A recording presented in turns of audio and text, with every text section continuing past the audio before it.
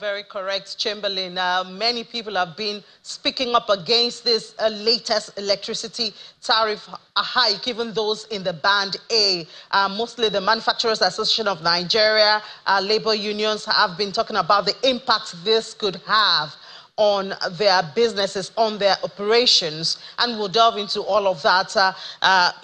Not just here, Business Money, but also Business Incorporated and our subsequent bulletins. But let's start from the global space right here on Business Morning. Global space, we see oil prices rose on Thursday on concerns of lower supply as major producers are keeping output cuts in place and on signs of stronger economic growth in the United States. And, United States is the biggest oil consumer. Brent futures for June. That's what we're looking at now. These are futures. The contracts are done ahead. So these are the prices for June contract. Brent is at 89, really close to 90. We haven't seen this. These are record highs, and we know some of those factors driving it. $89.66 a barrel after it gained 0.4%. WTI, $85.73 a barrel after it also gained 0.4%. We know that the war going on in Ukraine is a major one because we've seen Ukraine hitting Russian refinery and oil facilities. So that has put a lid on supply. We've also seen the retaliation of promise of revenge by Iran, talking about what's going on in the Middle East. This has also done that. And then yesterday there was that meeting by OPEC Plus, and they agreed to keep that policy, supply cuts policy on. And so that means that for the rest of this quarter, at least, OPEC Plus members will continue that voluntary cut on supply. These have squeezed the price, and we're seeing like almost unprecedented numbers, especially for Brent, almost $90 right there. And still staying here in Nigeria, we look at the naira. At least we have one thing to smile about, even if it's not a wide smile. We see that NAFEX yesterday appreciated again, went up, gained 1.23%. That's about $1.99 naira to close at 1,262 naira 85 kobo. We're still making progress 2 weeks after, while NAFEX, the naira, closed at 1,276 naira 59 kobo after it gained 1.27%. Now, one thing to note with these numbers is that the gap between NAFEX and NAFEM is getting closer. Sometimes we see a huge gap, more than maybe almost 1% in between both of them. We'll see this closer, and it's even closer when we look at the parallel market. But I mean, we'll stick to the official market. So this is still good news for Nigerians and the naira, even though we are not there yet, because we need to do below 1,000 before we can even think of heaving a sigh of relief. Now, still connected to this, one of the methods that the CBN is using is the auctions in the market. Yesterday, there was an auction, and we see the results right there. We saw that there was, that's in the fixed income market. Now, for the auction date was yesterday, 97-day, 188-day, and 363-day, and we saw a lot of activities right there. And we see that the yields, the rate is also increasing, even though, especially for the Treasury bill, for the bonds, beg your pardon, Treasury bills is increasing. I think it's about 21%, but for the bonds, it's still about 19%. I think Will talked about the calendar yesterday. We'll get more of this during Business Incorporated during the market segment. And then we look at the activity climate, business activity climate for the country. We see that it's steadied in March, but a record increase in selling prices. Talking about inflation, according to latest Purchasing Managers Index, that's the PMI, reported by Stanbic IBTC. So let's look at some of the high points of that. PMI was unchanged at 51. 51 indicates that we're on a growing path, but it was unchanged for March, from February to March. The fact that we are above 50 is positive. Purchase costs and output prices rose at sharpest rates. When we say inflation, this is what it means. So reading shows slight improvement in business conditions. Thank God for that.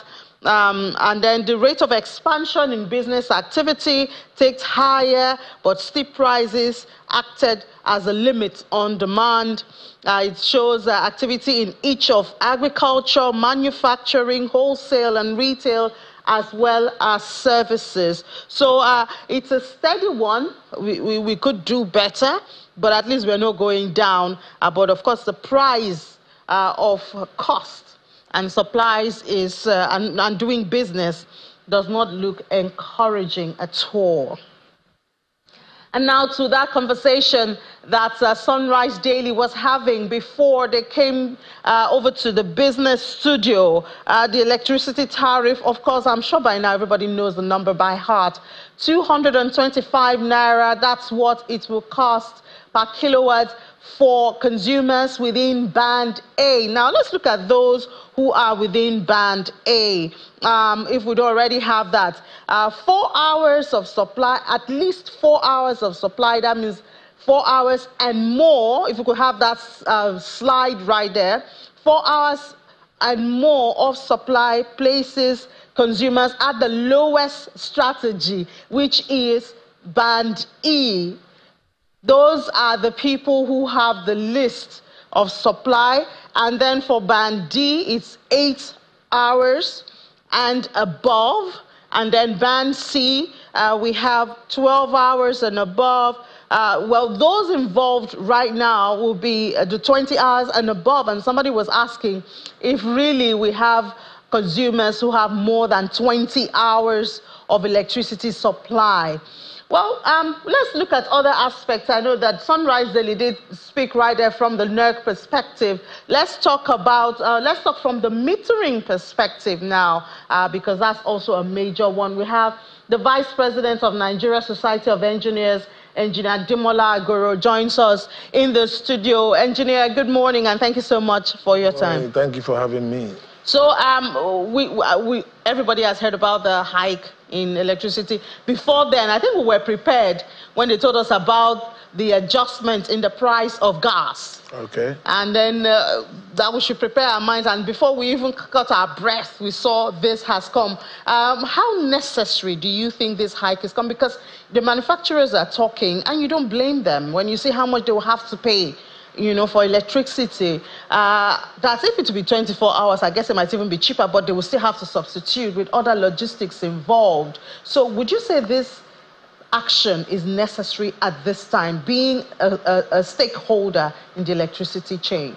Yeah, thank you for that question. As a manufacturer, I will tell you that this action is necessary because what the government, the regulator has done is to move us to the cost-reflective tariff. You know, the way the electricity sector is built in Nigeria today, you have the generation, the transmission, and the distribution. You know, the generation is the one, they are the people that are actually needing the gas. Most of our generating capacity in Nigeria today, 80% is on gas, 20% is on the hydro. But what is really happening is that when the generator generates their electricity, the actual money is the distributor that is collecting the money. But the actual money that the distribution companies are paying the generation company is being subsidized by the government because they cannot generate enough money. And there are some different things that can cause that. The major thing now that the distributor had told the government was that, oh, the price is not a cost-reflective tariff.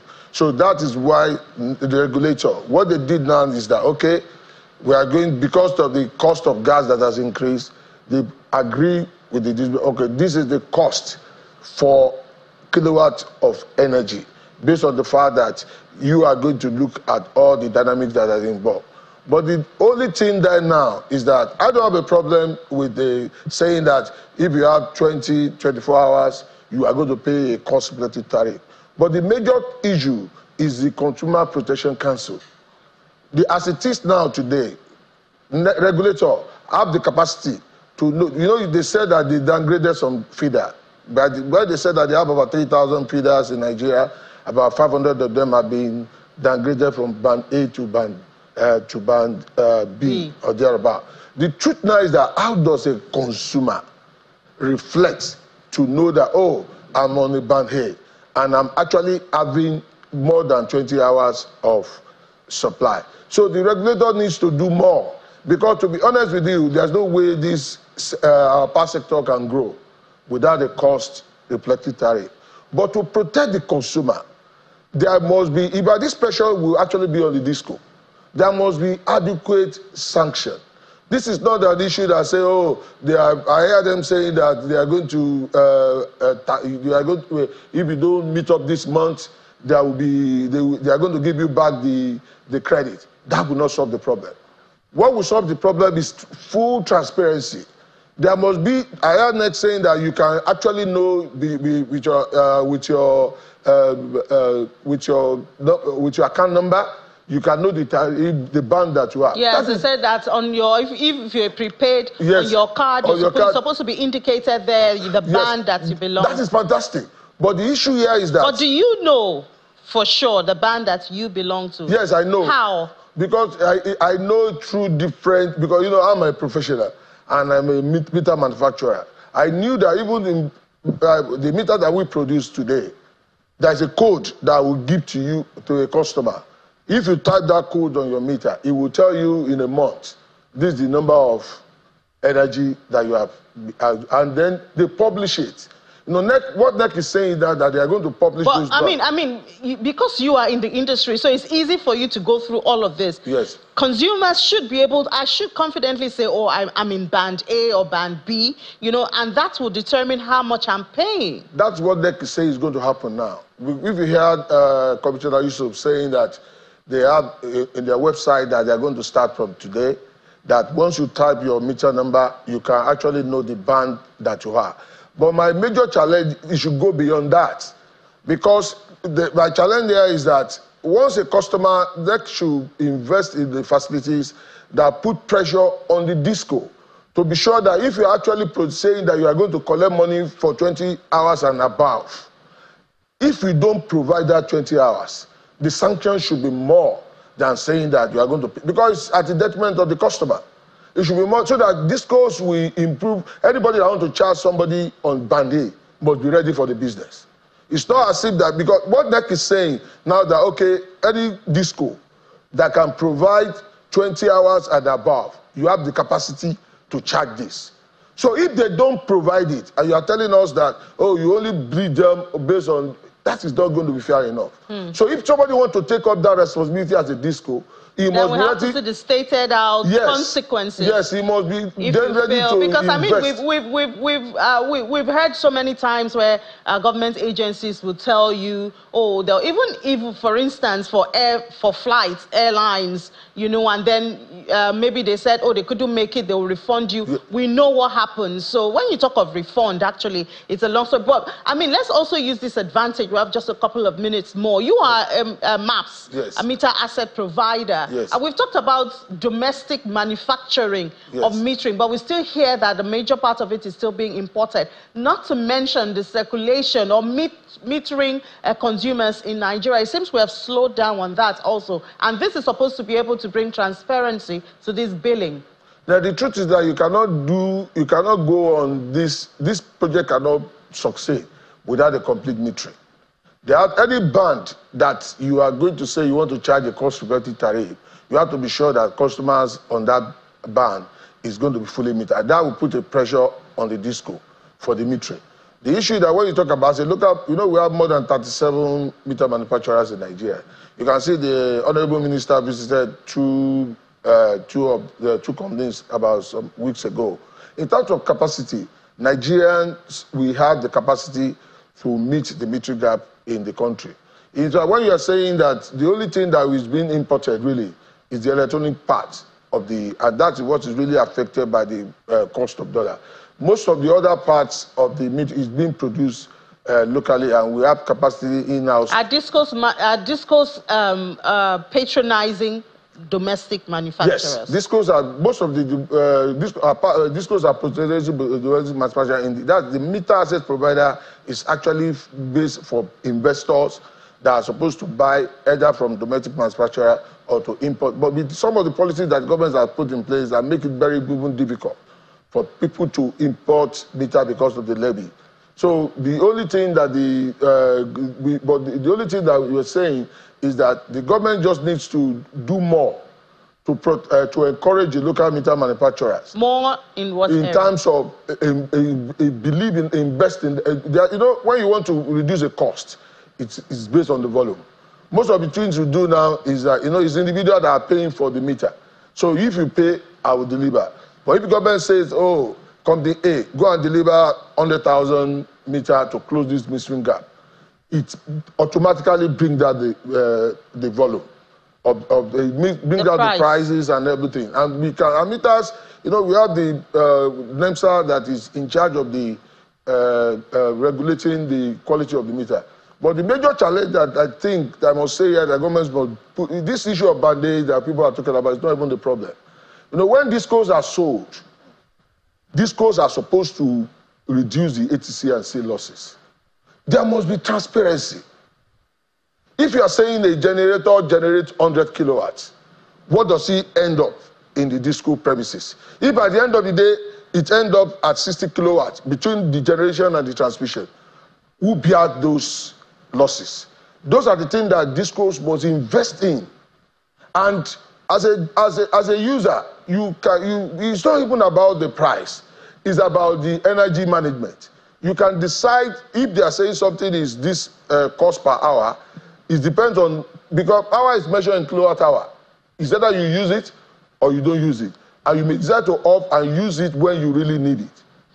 All right, Engineer, I think we'll have to bring you in another day. Vice President of Nigeria Society of Engineers, Managing Director, CEO, Protege Global Services, and also MAPS Meter Assets Provider. Thank you. We'll certainly have you one of these days to talk more about the meters and, no problem. all of that. No problem. Thank you. Thanks for having me. You're welcome. All right, let's take a break now. When we come back, we'll head to the commodities space to stay with us.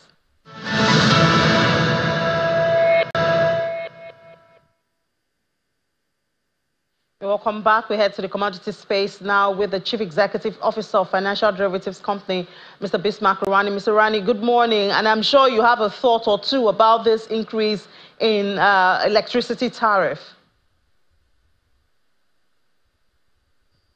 Well, good morning, and thank you for having me this morning. Yes, I have my thoughts on the electricity tariff. As an economist, the total cost is what matters. If you discount the cost of the generator, the cost of the diesel, and you put that side by side with the 225 naira per kilowatt, you will find that you are better off actually without your generator. If you're an band A, which means that you have 24 hours or 20 hours of quality supply, like those in Banana Island and so on, you find that you are better off. So it's a catch-22 situation. You cannot have if you don't get, and if you don't get, you cannot have. I think that's the time. How does it affect commodity prices, which is the most important thing we're talking about? Is that if power supply to the manufacturers is guaranteed at 20 hours a day, right, and it's quality supply, then the investment in assets, which are not core assets, the gas generator, the pipelines and all of that, will not have to be made. And that will bring down the average cost and the prices of the commodities which they are producing and supplying to the market. I think that's the important thing we have to note here. All right, and then we look at the naira. The naira has been gaining for, I think, it's 2 weeks. Every session now, every consecutive session, we see it closed flat at 1,250. That's in the parallel market. There must be something good we're doing. I hope it's not just about the CBN intervention. No, it's not that. Actually, a couple of things you have to note. One is that the supply has been pretty average, but then because of the high interest rates, foreign portfolio investors and hot money has come into the market. You cannot rely on hot money perpetually. What we've seen is a massive appreciation of the currency, all the way from 1915 to 1250. That's about 700. But in any case, it should not have been at 1915 in the first place. It should have been somewhere much lower. Now, so what you're finding is the currency is finding its fair value because it has been misaligned structurally for some time. I think it's going to stabilize at about this level for some time. It's probably depreciate a little bit as people begin to see through this whole process. But what we noticed yesterday was rather than an appreciation, it stayed flat. There was an appreciation the day before. So what does this mean for commodity prices? It means that those who are importing commodities or raw materials will have a lower cost of importation. But don't forget, many of them had bought some of their raw materials when it was 1900, 1700. So they'll come down with their average cost. And you can see that begin to reflect. The price of a bag of rice has dropped to 88,000 naira, as you can see. The price of sugar, a 50 kg bag is now 80,000, and flour is at 60,000. What it does mean is that those who imported these commodities the previous month, the month before that, are now getting new money and lowering their average cost. But the interesting thing is that those who were not in the market before, who are now bringing it in at this new exchange rate, are going to compete and bring down the price further. So what I'm saying is that you will see some lowering of commodity prices in the next month. If the exchange rate stays that way, and if the interest rates stay the way they are, which means that people are saving more and consuming less, and the demand for foreign exchange should be tapering, you'll find that we will be coming towards equilibrium. We did an analysis yesterday, which showed that the fair value is now at about 980 naira to a dollar, actually 958 naira to a dollar. So I'm not saying to get there, but that is a benchmark which we should be looking at. And if things are normal and we get the fiscal space right, we might begin to see some appreciation, but let's not get too excited and go ahead of ourselves. Do not think that because it has appreciated for this last month or two, it's going to continue in that direction. Let's not. If not, we'll get to a crisis of false expectations. So, Mr. Rwanda, are you warning people like me who are looking forward to having the naira 700 naira of, managing our expectations, or is it with time we will get there? No. If wishes were horses, beggars were right. The thing is that you can wish it to go to 700 or 500, but it's not going to happen. The reality is that where you have it now, hold on to it. If you can buy whatever forex you want to buy now, you can. But do not expect a miracle. It's not going to happen miraculously. It will happen because of hard work. It will happen because we are getting higher oil price, which is at about 88 or $87 a barrel. That's fair enough. And if we can produce without disrupting production, we may begin to see some stability in the foreign exchange market, which we have seen in the last 3 weeks. It is bound to continue, but do not expect a rapid appreciation that is going to get to 700 or 800. It's not going to get there for some time to come.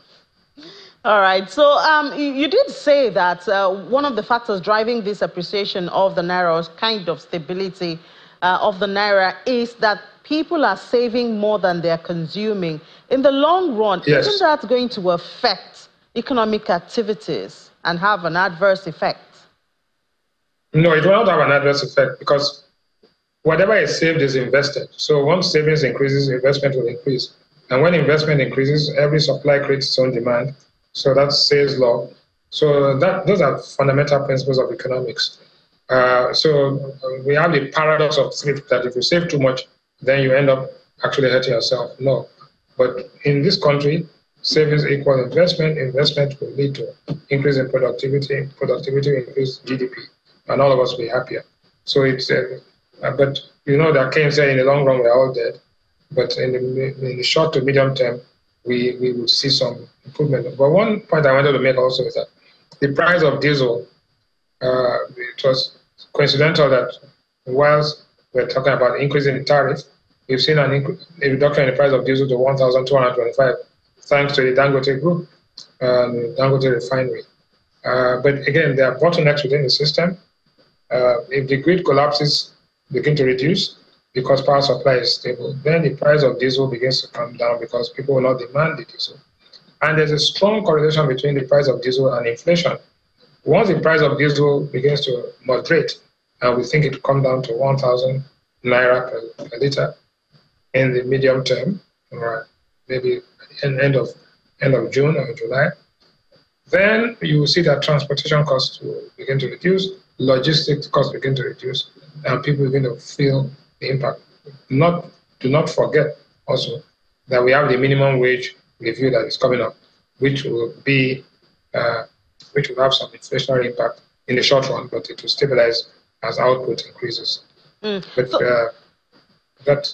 we have some interesting few weeks ahead of us. I see that, but talking about this 1,250, which Dangote is selling, to the 1,225. 225. Beg your pardon. 1,225.